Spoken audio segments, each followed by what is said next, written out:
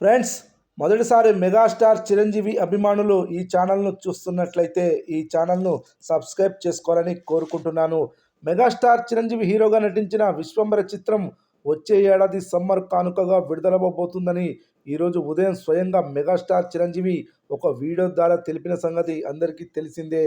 Second half మొత్తం VFX మీద ఆధారపడడంతో quality విషయంలో ఎక్కడా రాజీ పడకూడదనే ఉద్దేశంతోనే ఎక్కువ సమయం తీసుకున్నామని ఈరోజు సాయంత్రం 6 గంటల 6 నిమిషాలకు ఈ సినిమాకు సంబంధించిన చిన్న గ్లింప్స్ వీడియోని విడుదల చేయబోతున్నామని చిరంజీవి చెప్పుకొచ్చాడు. ఆయన చెప్పినట్టుగానే కాసేపటి క్రితమే ఈ గ్లింప్స్ వీడియోని విడుదల చేశారు.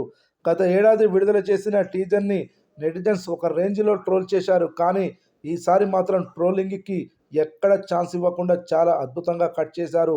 ఓవరాల్గా గ్లింప్స్ వీడియో ఎలా ఉందో ఒక్కసారి చూద్దాం. ముందుగా ఒక చిన్న పాప ఈ విశ్వంబరలో అసలు ఏమి జరుగుతుందో ఇప్పుడైనా చెప్పు తాత అని అంటుంది.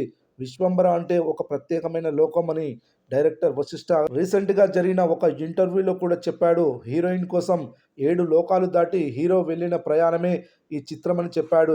ఈరోజు విడుదల చేసిన గ్లింప్స్ వీడియోని చూస్తే డైరెక్టర్ చెప్పినట్టుగానే సినిమా ఉంది అనిపించింది.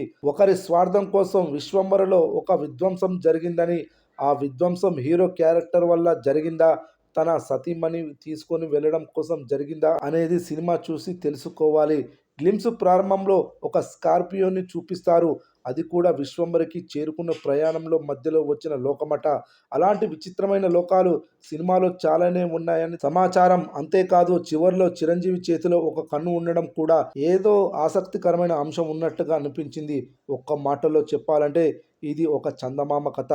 డైరెక్టర్ ఎంత అద్భుతంగా తీస్తే ఈ సినిమా ఆ రేంజ్లో పేలుతుంది. అయితే ఈరోజు విడుదల చేసిన గ్లింప్స్లో విజువల్స్ బాగానే ఉన్నాయి. బ్యాక్గ్రౌండ్ స్కోర్ కూడా బాగుంది. ఓవరాల్గా ఈరోజు విడుదల చేసిన గ్లింప్స్ పేలిందనే చెప్పాలి. ఇక ఈ గ్లింప్స్ యూట్యూబ్లో దూసుకుపోతుంది. ఇప్పటికే 10 లక్షలకు పైగా వ్యూస్ను సాధించింది. 24 గంటల్లో ఎన్ని లక్షల వ్యూస్ సాధించనుందో చూద్దాం.